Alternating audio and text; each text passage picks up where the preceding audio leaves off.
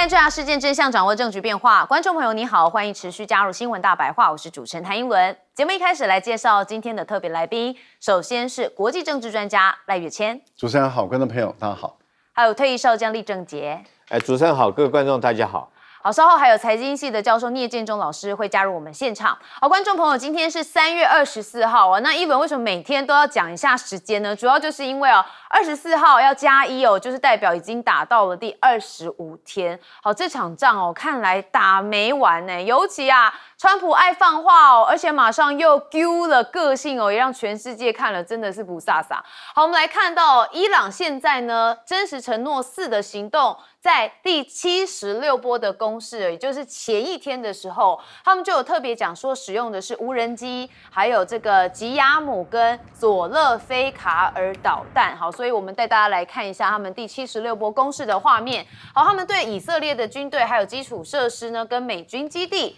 进行了打击。好，那我们也看到伊朗是持续的不断有发动攻势。那现在呢，这个川普是不是有示善意因为他本来是说如果你伊朗再不开放荷姆兹海峡的话，我在48小时之内要攻打伊朗你的电厂。好，那这件事情让我们本来是有点担心的。但是呢，川普在昨天台湾时间的晚间的时候，他就有特别发了文说美国跟伊朗进行了2天非常良好且有成果的会谈，所以要暂缓5天对伊朗发电厂跟能源设施的打击。那他甚至还说，只要会谈很顺利的话，战争可以在5天之内结束。好，通常只要川普讲到了天数讲到了结束什么通常都不会实现。好，我们一轮来评估看看预言看看到底是不是这样。好，所以呢，现在川普说5天之内结束战争，原本大家以为真的有谱甚至美国股市还一度翻红。那伊朗的官员啪啪啪打了好几声根本没这件事情他说我跟美国根本没有谈判好，伊朗的法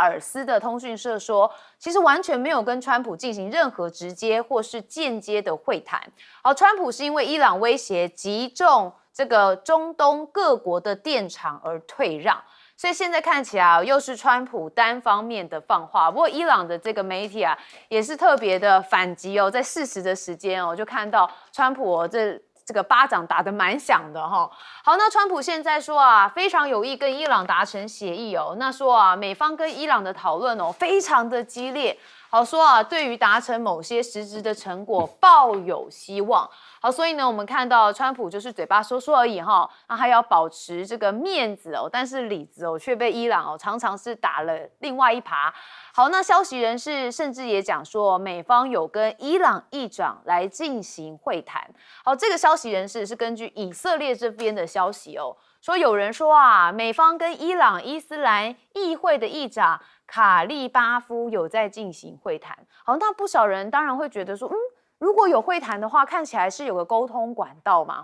那川普加码说其实我们跟伊朗的领导阶层进行了对话，但不是跟伊朗的最高领袖进行会谈。好，那我们看到这2则新闻如果连在一起，很多人就会觉得说那你们进行的对话应该就没错，就是这个卡利巴夫。好，那现在 Politico 就有做一些分析说川普政府好像正在悄悄的考虑要将伊朗的国会议长卡利巴夫视为潜在的合作对象，甚至是一个未来的领导人。好，那当然扶植受认可的一个领导人可能是美方现在想要用来稳定局势的一种做法，甚至借此可以交换石油的供应稳定，还有一些区域的和平。有人认为川普现在在下这盘棋他想的盘算是这样。好，但是伊朗的这个议会议长马上又发文啪啪啪又打脸了川普他否认有跟美国对话啦好，我们看到卡利巴夫是直接发文否认跟美国对话，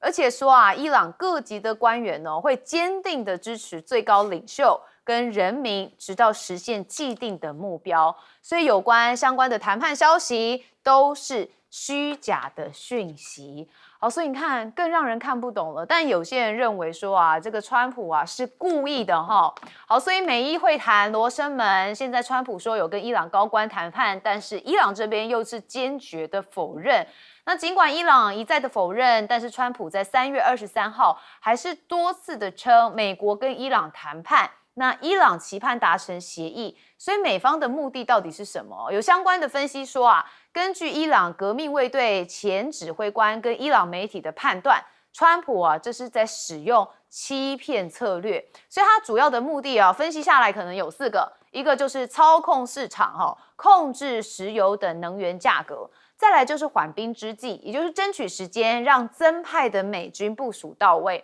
那或者又第3个是密谋他策，搜集伊朗高级官员行踪资讯以备他用。那再来就是制造分裂加剧伊朗内部的斗争。好，因为放出了议长有跟美国来谈的话这会不会让内部觉得议长你是不是背骨仔呢？可能会有一些局语好，那川普称伊朗的政权更迭正在进行当中，美国寻求委内瑞拉的模式。也就是白宫尚未准备好锁定任何一位候选人，他们希望透过对多位候选人进行压力测试，找到一位愿意达成协议的人选。好，但是白宫盟友也认为川普无法将委内瑞拉的模式复制到伊朗。确实，伊朗是神权的政体所以它的状况、它的地方跟它的地形整个都跟委内瑞拉完全不一样。好，这也是为什么川普在委内瑞拉吃到甜头却在伊朗这边踢到铁板，这就是最大的原因。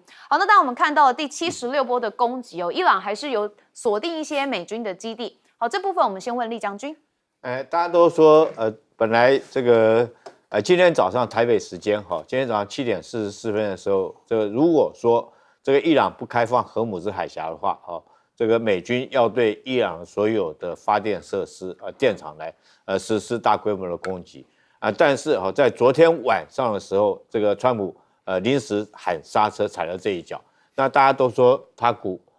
普又他口了可是我不认为川普是他口，我认为他是退缩了，认怂了因为川普当时讲这种话之后，那伊朗是很强硬的回应说，你敢打我的这种民生的用电设施，我就对海湾周边的所有国家的同等级包括他民生设施，我也展开攻击，包括到发电的设施，包括到净水厂的设施。所以我认为川普到最后，他相信伊朗的这种报复行动一定会实施，而且一定会做得到。所以他在昨天晚上，我觉得他不是他口，他是退缩了，他是认怂了但是我觉得他也没有太多阴谋，因为川普这个人久了以后慢慢经过他这段时间，我们觉得说，其实我们都对他很了解了。他是当碰到砖头的时候，碰到钉子的时候，他遇到可以吃的，他一定吃你到底我们讲，但是遇到硬的，他就会转头退缩。那为什么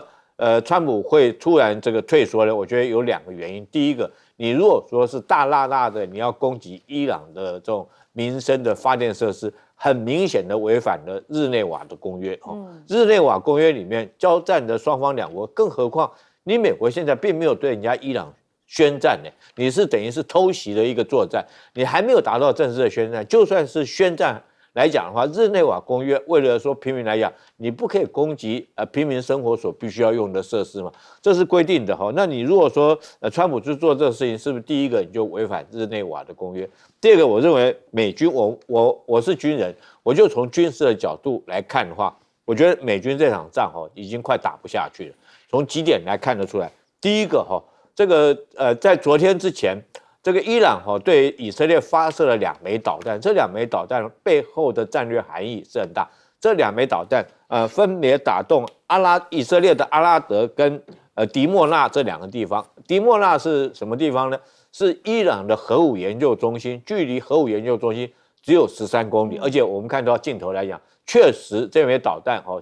穿透了以色列的防空火网，打到这个地方，距离核武研究中心这个13公里。那我想这个警告是非常的严重的，就是告诉以色列来讲，如果你敢动我的话，我真的有这个能力可以打中你的核武设施。那如果说打中核武设施，那后果就是很严重。那之所以阿拉德我们看到打中之后，这个包括到纳坦雅胡都亲自到这个地方去试导，带着记者过去，证明他真的被打到。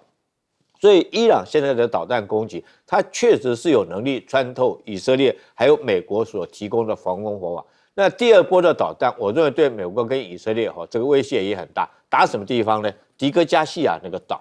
迪戈加西亚距离伊朗的本土有3800公里那么远。那伊朗对这个是英国的一个基地，但是它这一次提供给美国来使用。那美国要用这个基地做什么呢？它很明显用这个基地，它可以在这边降落 B-52或者是 B-2的轰炸机，来对伊朗实施战略级的轰炸。去年这个6日战争的时候，他用 B-2轰炸机在那边丢了钻地弹嘛。那现在如果说伊朗的导弹可以对这个迪戈加西亚3800公里远来做攻击的话，代表说美国你没有办法这边部署战略级的轰炸机以及加油机，对美国来讲，后续的战略级的作战任务就会产生很大影响。我觉得这2场的行动让美国知道说，他这一次碰到的确实是硬骨头，不是他想象中这么软弱无能的伊朗。所以在这种状况下，我认为川普昨天的退缩，在军事上面他可能认为说他不见得纯粹军事作战他可以讨到便宜，所以他才会退缩。失策赖教授怎么看？是这样的因为川普原来有下最后通牒嘛，就是我们讲埃德美丁书48小时，48小时没有开放海峡我就打，而且我要打你最大的电厂。48小时快到的时候，我们昨天还在讨论这个我们预估他不会打。对那但是他是不是他狗怂的就是他狗的意思啊。因为怂的就是退缩，他狗就是退缩的意思那川普是不是又被认为退缩呢 ？CNN 认为不是 ，CNN 认为他是在炒作股票，因为他每次上线对，也就是几次的川普的炒作股票，而且呢历史证明这1年以来，川普的炒作股票赚了100-200亿美元放在荷包里面。第一次当然就是4月2号的这个对等关税嘛，第二次就是去年的6月的这个打伊朗也是造成的股市的激烈变动。那第三次就是今年的2月28号出手又打伊朗了，又造成股市的激烈变动油价也激烈变动，还有金价都变动都产生激烈变动。所以他 CNN 的统计跟分析认为，他的目的是在炒作他个人的股票，这是从美国的角度来。但是我们来看的地方是在于，就伊朗来说的话，他认为这是挑拨离间为什么叫挑拨离间？在分化。那分化的目的是让他的援兵能够赶到，因为最新的消息您刚刚有说了，27号的时候31远征军就会到了。那31远征军怎么会在海上飘那么久呢？因为我们在上礼拜就已经看到，他已经穿越了这个马六甲，对，以那个新加坡的南方海域了，已经看到了，那已经很接近这个海湾了，怎么会游1个礼拜还游不到那他基本上在等11远征军，11远征军也出发了，所以他2个要会合大概这样就有4000多个兵力了，再加上82空降旅也在准备，82空降旅是48小时内可以投送到任何一个地方，所以82空降旅是没有问题的。主要是这2个远征军要会合到，那当他会合了以后，因此预估27号到。现在的情况是这样子，由于伊朗的领导人他们为了避免被打到，所以他们是分散的，而且彼此之间是不在物理上面对面的见面的，他们的所有的都是透过通讯，或是透过传令兵用最原始的方法来去传递讯息。那这样的话，对川普来讲，他就可以有挑拨离间的空间了。所以您看到他分3步走，第一步他先透过 Politico 这个华府的八卦报先把这个新闻放出去，说为什么他要突然间宣布说不打这个伊朗的这个最大的电厂，但是不代表美国跟以色列对伊朗的动作今天就停止了，没有还在轰炸嘛。然后也不代表伊朗对于美国以色列的动作就停止，没有，今天还在轰炸，所以彼此之间还是轰来轰去。好，所以军事动作没有停止，但是第一步他就释放出讯息说已经有谈判了。伊朗的外交部部长说没有，接着他第2步走又释放出讯息了，说跟谁谈判，谁跟谁谈判，那就是他的女婿跟他的密友跟这个国会议长来谈判。国国会议长是到今天才回应说没有。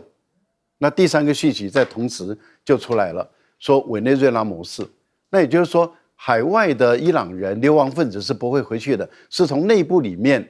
来选拔他们能够亲美的，那不是就挑拨离间吗？所以我觉得美国采用的这个策略，一方面确实是情报收集，二方面挑拨离间，这代表什么？更激烈的动作正在准备开始了。好，那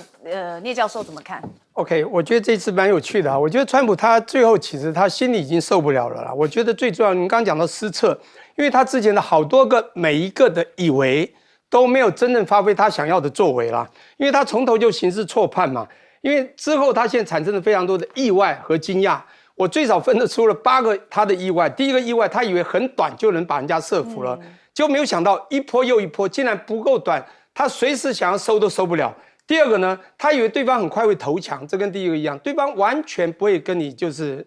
照你的招就投降了。第三个，他没有想到，他知道海峡这个科目斯海峡非常重要，他认为以我的实力，以我的这个威慑力，你绝对没有办法这个锁喉这个海峡的。没有想到几乎被彻底锁喉了。所以伊朗这样的一个这个反击，让他真的受不了。他后来还有几个惊讶啊。第一个呢，他不知道这种神权精神的去中心化领导竟然是这么的扎实，竟然打掉一个还有领导者，打掉一个还有领导者，他怎么办呢？这个是一个问题啊，他找不到真正能够替代政权的人，这又一个惊讶。第五个惊讶，其实他很想谈判，但找谁谈判找不出来。他原不是找了一个卡里巴夫吗？这个是议长，好，议长也关节不小。但是我分析了，假设我这样来一个比拟，过去啊，在这个中日战争的时候，有所谓的汪精卫蒋介石，大家知道汪精卫做了什么角色吗？你说他坏吗？这个汉奸也不至于啊，他只不过认为中国被打得太惨了，我们应该这个让日本呢跟他好好的谈，不要再这样的敌对下去，我们会死伤更重。或许他是这样想的，他想释出一个小善意，那只是他自己的想法呢。这个川普听到了，好高兴了，有人要谈了。这个怎么会代表伊朗呢？我觉得这个呢，其实又是他心中的一个意外了。这5个，还有3个意外是国际间的意外。第一个，国际间没有想到这么一个不对称，我讲军事实力的不对称的伊朗，竟然在毛到底啊！以牙还牙而且他的策略完全是反击，而且他我觉得其实从某个人道角度，他是对等反击哦，他不是先打你哦。而且他知道实力打不到你美国，讲不好就打你美国军机要跟美国相关的，你知道这样子，从这个角度是人道的，他只是不是去伤害别人，是你伤了我更多，我必须打你3分，让你感觉痛。我觉得是这样。还有一个第7个，我觉得这样，就是伊朗的实力他们大家惊讶到还真的不错啊。其实我觉得他们是一个由小放大、循序渐进的一个这个很多人形容叫地鼠打法，你知道吗？他第一个是马拉松打法，他越打越旺，越打越旺。那地鼠打法就是他的这个制造力呢，实际上还存在，他每天还在生产无人机，所以他由小打大，你知道吗？然后呢，这个也由小放大，这样的一个甚至饱和这个打击打到了这个对方的铁穹啊，以色列铁穹都失败，甚至卡达那个飞弹都没有办法完全拦截，这就是个惊讶。最后当然讲最后一个惊讶。Taco 就是 Taco 在哪里？他动不动需要盟友来帮忙，他动不动呢跟你讲呢被炸的军事基地这些东国家，快点反击！为什么你来保护？为什么要反击？最后叫法国、英国，甚至讲到了中国，你们要用石油的快来帮忙打伊朗，怎么有这种事呢？我觉得你不觉得这就是 Taco 吗？好，我们进广告，马上回来。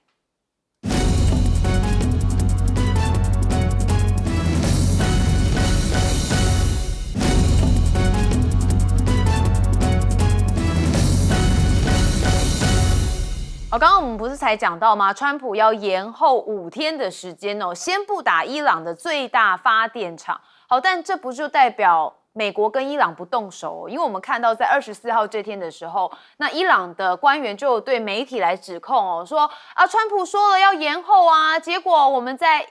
伊斯法罕跟霍拉姆沙赫尔的2处能源设施，还是被美国跟以色列联手袭击啊，甚至这次还造成了部分设施受损，还波及到了民宅。好，所以呢，观众朋友，我们刚才讲到的是第76轮的军事行动嘛，那他现在在今天清晨呢，伊朗这边展开的是第78轮的军事行动。那他们这一次行动当中就使用了多型的导弹，还有攻击型的无人机。好，相关的影片画面也出来了。他们对埃拉特、还有迪莫大、还有特拉维夫的北部有进行目标的打击，同时也打击了涉及部分的美军基地。伊朗方面表示，相关的打击由精确制导导弹跟无人机来完成。好，那当然，伊朗是持续的发射另外一项武器，就是极速飞弹。好，那有伊朗的极速飞弹在以色列的海法上空散布开来。好，以色列方面虽然尝试着要拦截，但是于事无补。所以你可以看到这个后续有一颗小枚的小弹头这个引爆造成不算小的破坏。好，所以可以看到这个极速飞弹这个爆炸力跟这个破坏力也是蛮强的。那以军狂炸德黑兰大停电那当然他们就说我现在要以牙还牙。这是以色列军队表示对伊朗的首都德黑兰心脏地带来发动大规模的空袭。好，目标是恐怖基础设施。然后新一波的空袭让德黑兰多个地区传出了剧烈爆炸声而停电。好，那这个德黑兰大停电就在这个川普说48小时的这个时间之内。好，所以大家本来还以为川普是真的动手了，就后来发现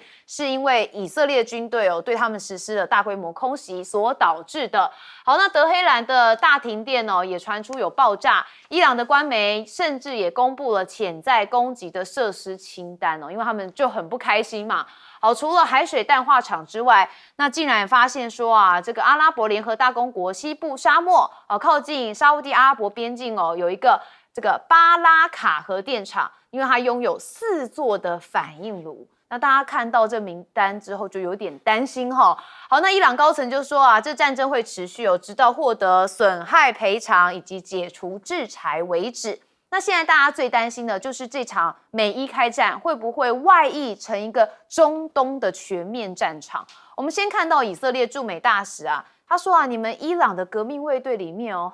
也有内讧他说据传伊朗的伊斯兰革命卫队跟巴斯捷的民兵内部小型单位已经开始拒绝出现的这个出勤服役。他说这个残暴的政权根基是正在出现的裂痕。好，反正也是离间的手法就对了啦。好，那华盛顿的邮报则说美军向中东地区大量的增兵，而且这川普威胁要铲平伊朗的能源设施，就显示这个战争的态势可能朝着掌控荷姆兹海峡跟关键能源基础建设的一个中战路线来前进。那以色列官员就补充说，如果德黑兰重新生产了弹道飞弹或是发展核武，他们就会再对伊朗来发动打击。那等到美军的增援到位，这战争可能就会进入到一个新阶段。好，那这个美军的增援到位，可能就如同刚刚我们赖教授所说的可能会有美军的人力直接下去。那这恐怕也会在美军这部分是另外一个新的状态。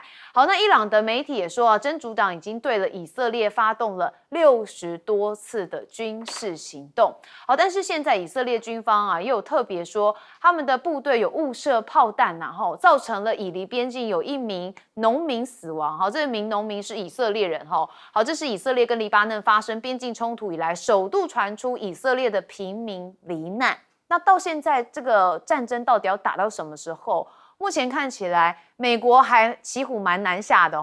纳坦雅胡有说啦，在美国跟以色列联手对伊朗持续施压之际，川普认为目前已经出现了这个透过谈判结束冲突的契机，来达成战争目标。但是达成协议之前还是会持续的轰炸伊朗跟区域代理的势力，就像是黎巴嫩的真主党。那现在有伊朗的顾问说美国早就想收手了以色列硬要继续打。那这场战争这是伊朗的最高资深的军事顾问说在1个多星期前实际上就已经全部结束了。那美方想要停火但是纳坦雅胡不想下车啦，执意推动，才导致战火延烧至今。好，所以整个战争的局势不只是美方的川普，还包含是以色列的纳坦雅胡，都还是关键那当然现在也有可能美以要收手了，但是伊朗不想收手，那就代表这战争真的相当的复杂好，我们看到了美伊的战火越烧越大，包含了就是有2大能源设施，伊朗这边遭到了轰炸。我们先问李将军。确实是这样。我认为美国来讲，川普这时候可能想抽手，抽腿，然后不打了。可是我们看伊朗也不是说一直要打下去，可是他的条件要美国答应要达到以后，他才愿意收手。所以短期之内，我们看到伊朗他这个如果达不到他作战战略目标来讲的话，他可能不是这么轻易的就善罢甘休，尤其是说他现在整个战况对他掌握到了战略主动，你叫他放弃之前已经掌握的战略主动而收手，他可能不愿意。那以色列就刚好是他最怕美国收手。那来讲，他最担心，因为从这个战争一开始，我们看出来就是以色列把美国拖下水的嘛。到现在这个美国被他拖下水，那川普就跟也不知道怎么办。那到现在为止我相信以色列来讲一定不愿意美国抽腿。美国如果抽腿的话，以色列要独自面对伊朗还有周边的这些国家，包括胡塞包括黎巴嫩真主党。那现在以色列在北边来讲，它对伊朗对东边来讲跟伊朗是互相的导弹或者是飞机的空袭作战，但是他最担心的，我认为最担心的反而是黎巴嫩的真主党到现在今天最新的讯息，以色列已经挥兵进入黎巴嫩南部地区，那他目标是攻到利体纳塔河那一线，利塔河是东西的一条河流，它大概在黎巴嫩的南边的境内，它打到那条河，那以色列想要借着那条河来阻绝黎巴嫩真主党对他发动攻势，所以战争可以说是全面已经展开。可能各位还不晓得一件事情，现在来讲北约很低调，你知道吗？这你没听错，我现在要讲一件事情。以伊朗来讲，除了打周边的海湾国家，他也对土耳其发射了2枚导弹这个之前都已经讲。但是土耳其大家不要忽略，土耳其是什么国家？它是北约的国家那北约第5条里面讲，只要有一个国家被攻击来讲的话，其他的国家要共同来帮助这个国家打仗。那为什么北约到现在很低调，不讲这件事情？那土耳其也不太提这件事情。我觉得是他们想要尽量克制，不要让这场战火持续的外溢。但是伊朗去发射2枚打土耳其第1枚你可以说是误射，但第2枚我就不认为是误射了，他是刻意要让这场战火来挑大。战争有一个特色，战争为什么说不要轻易启动战争？各位，战争一旦启动之后，不是说某一个人想停战就停战，很难结束。它就像火车一样甚至于它就像一条轮船一样。这个汽车你还可以说刹车，你都还有一段刹车距离。那火车你不是想刹车你就刹得住，那也绝对不是一个人就可以将这辆车子刹得住那现在来讲，如果川普想要刹车，我认为他能力已经不够了。可能美国的土地之内这个可能有一些人不让他刹车。那你认为，我现在问一下，你认为伊朗来讲有谁能够刹车的？我觉得伊朗来讲，就算是有人愿意刹车，他也不见得能够把这个车刹住。那以色列国土境内更是如此就算是有人想要停止，可能他也刹不住这个车。所以这场战火会扩增到什么程度？会不会引发更大的冲突其实我觉得这可能性是非常高的。好，如果可能性很高，我们大家就要思考一下，如果真的发生这样的事情怎么办赖教授。目前来讲，我们是束手无策了。是但是还好，相关的国家都有相当的克制例如说，对以色列来讲，他很希望海湾的国家，尤其是逊尼派的这些海湾国家，他介入这场战争，跟以色列交战，所以他一直不停的，要不就是在挑拨，要不就是在挑衅，要不就是在煽动海湾国家跟伊朗发生冲突。那这样的话就会彻底终结了中国大陆长期以来努力的把这个逊尼派跟什叶派拉了握手言和的这个努力这个就成果就化为乌有。但是我们很明显的看到有一股抵制的力量在跟以色列对抗，就中国大陆的中东特使目前来说正在海湾国家在这个地方来穿梭。所以当海湾的国家他们虽然遭受到伊朗的这个导弹的攻击，但是到目前为止没有一个海湾国家反击，这代表什么？他们很克制，而他们也很清楚的知道以色列的目的就是希望他们反击，变成伊朗跟他们之间的战争。可是伊朗是穿草鞋的，他已经被制裁了30-40年了，他穷了，穷国他基本上来讲打得起，而海湾国家是富国，都富得不得了的，因为他们没有被制裁，他们的石油到处卖然后他们还可以建未来城，他们还可以建半导体的数位中心，他们本身都非常，连一些达官显要，他们的车水马桶都用黄金打造的。这么的富有的海湾国家，不管是阿联酋、卡达、沙特等等，那你想他们怎么愿意说跟一个这么穷的，但是武力不弱的伊朗来打仗？这一打那就全部都毁了嘛。那都毁了，其实最有利的就是以色列了。因为对以色列来讲的话，他们永远都是伊斯兰国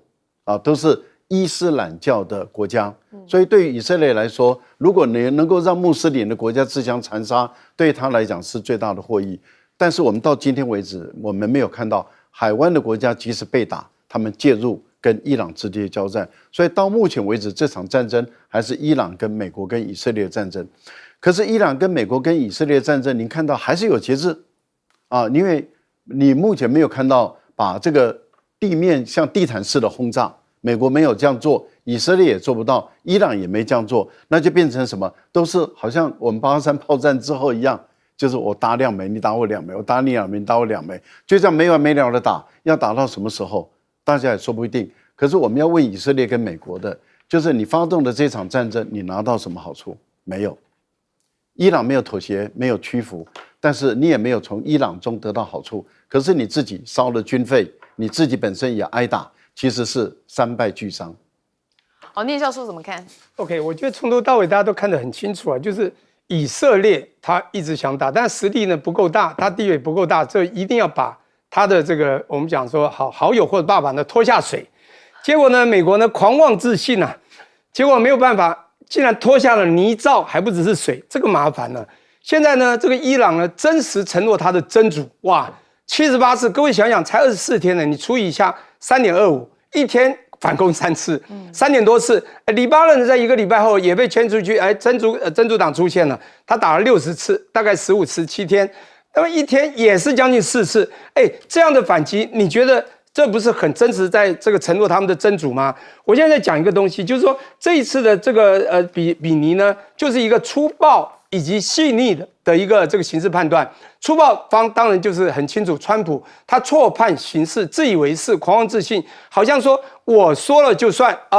那结果呢说了完全不算。相反的呢，他的错判呢，对方呢是成功的正确预判。为什么？我觉得伊朗很早就知道，你美国最后一定会可能协助以色列，因为以色列跟他们的安全太久，你一定会做动作。这时候我们已经预判成功，而且备战许久。你预判以后备战，不管他们的地道的生产能力、制造能力，比如无人机的制造，听说现在边打边造的这种所谓的这个地属理论你知道打猎大会出来，因为他一天听说还可以造400架，不管真真假假。这个无人机成本低，制造快，你请问一下，这个美国就算你一定会打赢，请问你耗得起吗？因为这个就是典型消耗战，打到最后美国绝对被消耗殆尽，这很可怕那当然第二个呢，我觉得他的这个战略之外战术，我觉得还有一个就是我刚刚讲的反击策略，人道的反击真的是慢慢，就是你对我怎么样，我才怎么样。而他还预留了实力，你知道吗？他先打小再打大，跟川普刚好相反，他说他先喊大，3小是两回事。不过我们要看的是未来了现在呢，当美国一直想赢，他可能没办法正面之外就叫他的盟友来出兵，否则的话他可能就要用到了终极的法宝了，就是玩间谍战嘛 ，CIA 最厉害，就是玩认知战嘛。所以你会发觉一堆的间谍战、认知战，因为又便宜，效率又好，可是可能又达不到效果，他怎么办呢？我觉得就是还是要谈判可他又不知道该找谁谈判。我觉得要讲，就是因为就算你要谈判，伊朗愿意，他必须要你有释出善意，也就是他们要的不一样。你川普，你谈判还是要最原始和平谈判的，什么东西停核导弹不能做不能支持你的前卫的这个代理人请问伊朗为什么答应？再来，伊朗说你帮我打那么惨，我要你停火，而且永不能再侵犯我，最后你还要赔偿。川普愿意吗？我告诉你，最后川普会说好啦，我给你一点了，我愿意，还是谈判吧。我和平奖越来越远了，我真的拿不到了，我怎么办？那他不拿和平奖，可以拿战争奖我们休息一下，马上回来。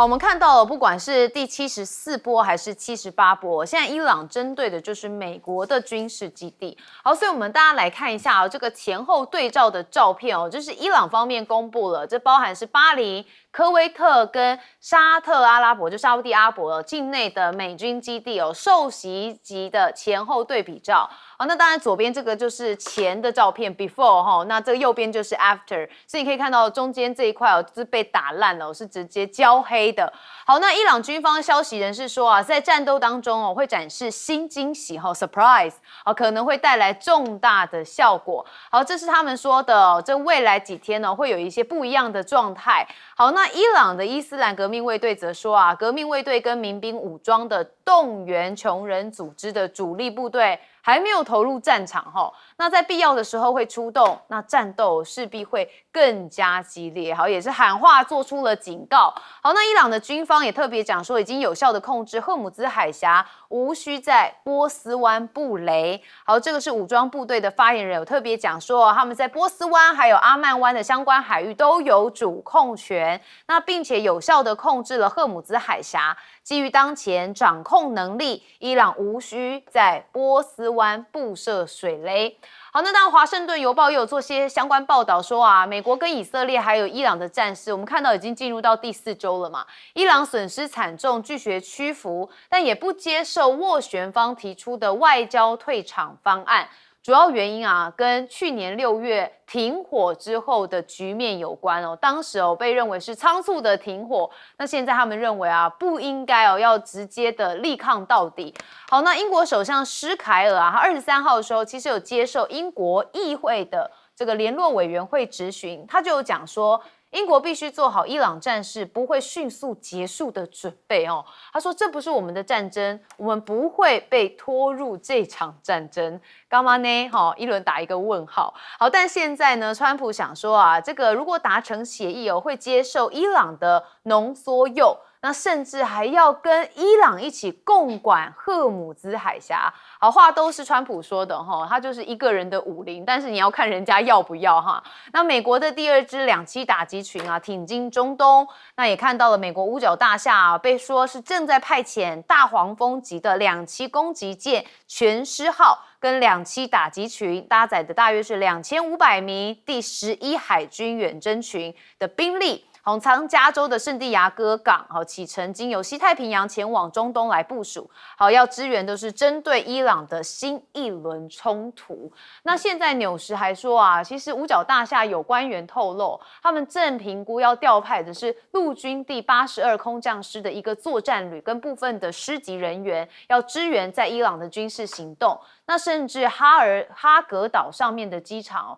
在最近不是遭美军轰炸受损吗？那有一些美军的前指挥官认为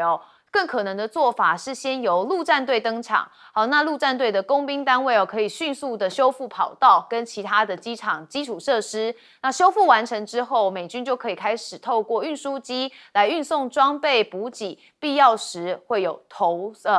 送部队。好，目前大家是帮忙这样子分析啦。好，我们待会请专家帮我们解析一下。好，那耶路撒冷的邮报则说啊，美国的高层官员啊，最近有向以色列跟其他的国家对口官员表示说美国好像没有其他的选择，只能发动地面军事行动，夺取的就是伊朗的哈尔克岛。好，那美国的新共和周刊也有报道说啊，随着中东的战火持续的升级，川普现在就是骑虎难下嘛。那川普在23号的时候还跟赫格塞斯共同出席了位在田纳西州的圆桌论坛。好，那川普就讲说啊，当初提议解决伊朗这个大麻烦赫格塞斯你就是第一位表态支持动武的人啊，而且强调绝对不能让对手拥有核武，不是你说的吗？好，就有这个自由派播客主持人他看得比较透彻，他说啊，赫格塞斯下次的简报会上面恐怕就要背下这个黑锅了川普这句话讲的是在找战犯他的意思就是他在找一些锅给谁背看起来这锅啊就是赫格塞斯要背啦好，那我们看到因为包含的是美军基地，现在伊朗也是持续的把他们当成攻击的目标。我们一样先问将军。空降作战或者是机降作战绝对不是想象中这么容易。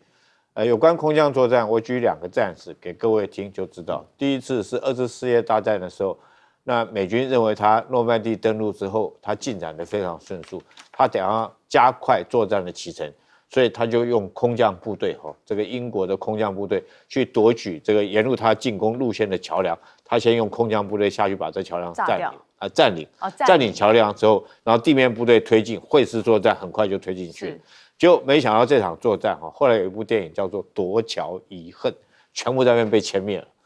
这下去的部队因为没办法会师就被歼灭了。那你现在82空降师，你要不要重演？那我们台湾也有一场战役，空降作战叫东山岛之役，最后也是空降部队全部跳伞下去，在那边因为得不到后续的援军，几乎被全歼。那机降作战用直升机降落的。最有名的一场战史是美军在越战的时候叫德浪谷之役，其实这部也被拍成过电影，叫做《勇士们》，梅尔吉伯逊演的。大家去看那场战，美军认为他的这种直升机作战力能力很强，他想要深入北越的敌后，到那边占领一个基地以后，切断越军的这种补给线。结果没想到这个营第7骑兵团的第3营下去之后。结果没想到这个后续支援没办法支援，因为你后续的支援你都必须弹药啊、补给啊，或者伤兵后送，你都要用直升机，但是你这个直升机后续全部在敌人的炮火之下，所以这个营守到最后还是撤出来。那为什么那时候能够撤出来呢？我觉得这个战争电影上面最后一幕那是真的非常的悲壮，那叫断剑计划。什么叫断剑计划呢？就是叫飞机来轰炸自己的这种土地，所以我今天全部躲到壕沟里面，躲到伞兵坑里面。那因为北越的部队已经攻进来了嘛，已经攻进我本来这个空降堡，我已经被人家攻进来，我四周全部都是越军，这时候我就一个地方能够躲，就是我挖了碉堡坑道，我躲在里面，然后叫飞机过来往我自己的阵地里面丢炸弹。那因为越军这个越南的军队那个时候没有地方掩蔽，所以将越军炸死多越军。那美军幸存的那时候赶快利用这空隙的时间赶快撤退出来。那现在美军这异想天开，我想说这场战役，我一个军人来看的话，你不管是你要用这个2栖登陆，2栖它可以做垂直登陆了，它有很强的语音直升机可以垂直登陆作战，或者是2栖登陆作战。或者是你这个82空降师的作战，你最后重点就是说，空降或机降最重要，或登陆作战最重要的是你要有后续的援军，你后续的资源要上得去，你后续的补给品要上得去，还有你重装备要上得去，你战车、大炮这些东西要上得去。如果你这些上不去的话，你的战力是有限的。你知道吗？我们这个打仗的时候，我们一个阿兵哥我们很明显的补给量叫做这个每一个兵身上当过兵应该都知道，身上你总共带多少发子弹去打仗？我想总共150发因为每个阿兵哥身上4个弹夹嘛，加上枪上一个弹夹，一个弹夹30发，总共加起来150发，加上2颗手榴弹，这是一个单兵的戏。你认为150发能够打多久？那很快后面弹药随时要送上来，所以部队编制里面有一个兵叫做弹药兵大家都知道，有一个弹药兵，一挺机枪，射手、副射手。另外来讲，光弹药兵有编制4个，因为弹药是非常非常吨重的。另外，我想说，在台湾当过兵的以前在这个单兵战斗教练的时候，都听过班长下命令的时候跟你讲过一句话：这个每人心在口粮一餐份，没有命令不得食用。有当过兵的应该都记得这句话，就每一个人你只能带一包口粮，那没有到万不得已的时候你不能用。我如果能够给你送粮食上去，送食物上去，我就用送的。那如果说实在是弹尽援绝的时候，你最后还有一包这个干粮放在背包里面，救命的，那是救命，那到最后关头才能够吃。我想当过兵应该都记得这句话。那你现在美军，如果你贸然的，不管在哈尔克岛或者是哈姆兹海，这海峡这个几个重要的据点，你在那边抢滩或空降登陆，那试问一下，你后勤的资源上得去上不去？你如果上不去，是不是重演你的这个德浪谷之役，重演你的夺桥遗恨？好，感觉起来有可能会把美军是送死赖教授。现在看怎么打法还有看到底哪一个是样攻，哪一个就是哪一个是假性的攻击，哪一个是真的攻击还有就是要看美国的战略目标到底是什么。是要打通这个海峡，还是要把这个核浓缩铀带走或是摧毁或者是说要夺取伊朗赖以经济生存的90%原有的这个岛，就哈尔克岛。可是问题是你即使控制了这个哈尔克岛，但是你的油如果运不出去的话，意义也不大，因为你平抑物价的油价的方法也没办法达成，所以你最终的目的还是要把这个赫尔木兹海峡打通。那你要把赫尔木兹海峡打通，要怎么打通法？这个部分里面有不同的战术，有不同的战斗目标。为什么我们会这么说？您看，如果说你今天要把哈尔克岛打下来，不是打不下来啊，但是问题就在于你必须要建立起相当庞大的这个海空的火力制压。也就是说，当你要进行降落或是两栖作战的时候，你的两栖的作战，我们要问的是你的这个两栖登陆舰，你怎么穿越赫尔木兹海峡？那你在穿越的过程中，你必须要有强大的火力把对方制压住，让你的船队，例如说利用晚上快速的，在一个卫星的导航、精准的导航情况下，快速的通过这个海峡，你才能够往这个哈尔克岛来移动。这并不是说一定做不到，但是有风险。那问题就在于你的火力制压能不能够让伊朗没有办法去威胁到你的这个运动速度很慢的这个登陆艇，这是一个部分。第二个，当你穿越以后，你要开始登岛，在登岛的过程中，伊朗并不是死人一个嘛，它有火力，它有火箭弹，它也有火炮，它也有导弹，那它本身一定会对于25公里左右的这个岛屿的周边进行防卫的攻击。那在这个过程里面，你能不能用强大的海军跟空军的火力，能够把这个伊朗的全部都压住，然后让它能顺利登岛，甚至开始往外推。这个部分里面还有就是你的后勤补给够不够，你的弹药够不够，这个对于美国来说都是一个考验。所以美国本身的参谋本部，他要写这个作战计划的时候，要写得很完整，而且他的兵力还有物资的调动的整个作业计划都要写得很完整。那当然，最后的决策就在川普了。川普是做最后的决策者，但是你一个政治人物一旦做了决策，对军人来讲就是把任务完成而已。好，聂教授怎么看？ OK， 我觉得这非常有趣哈。我先讲一下这个 Hexas 这个事情哈。Hexas 我记得之前有一个影片，就是说川普有人问他，为什么打死这些小孩子在这个小学？他说，这个是伊朗自己打的。当然，我希望那不是 AI。他就说，对不对 ？Hexas 对不对？Hexas 对。你要知道啊，这个行事风格特别狂妄自信的川普，他现在在美国，其实在这个任命上他是非常集权，他所有旁边都是中心内阁。请问中心内阁来干什么的呢？当然要背黑锅嘛，甚至挡子弹都应该啦。所以最后啊，川普最后出现很多问题的时候，我觉得他旁边中心那个可能会一一倒霉了。我现在回来讲一下，刚看到那个 map， 就这个地图，把那个军事基地原始的和后来被反击的这个美国军事基地秀出来，我就感觉到伊朗这次反应真的是有序，不像川普打的东西从头到尾你看无序，自以为声浪很大。又不对了，再征兵又这个又变来变去，连他们的军事委员会的人都很多都反对啊。那假设刚刚唠到那个我们这个月先讲的，最后如果由川普来做决策，那就完蛋了。我跟你讲，还是要听他们军事专家，但川普就是集权。我讲他有序，就我刚刚讲预留实力，这个边走边打，然后呢，这个还由小放大，循序渐进这样的战术，你知道，不断的公布他最后的这个反击的成果，而且甚至啊，他看起来他是没有中心领导的哦，不知道怎么有办法这么有序，你就知道他很厉害。好，最后我要讲这地面部队的问题，各位想一下，有多少次美国打的地面部队都是撒手而归？比如1955年到75年的这个越战，这次呢就让我想到了，这次你要用地面部队，不管冲绳或圣地亚哥过去，我跟你讲一下，我这样会分析。你要知道，这次我看到伊朗他是比较细腻，他一细腻的时候，就是他有预判。他预判就会预做准备，他一旦预做准备的时候，好，你来啊！你有没有想过，越战啊，在打的时候有一个很有名的地方叫古芝栈道，离这胡志明市西北大概在50公里左右。你知道它200多公里的这个栈道多可怕？它很多隐藏的东西，甚至它可以随时做一个，你进去你追它，它从后面突袭你，还有更多的陷阱。那当你的这个所谓阳谋都被人家看到，地面部队要来。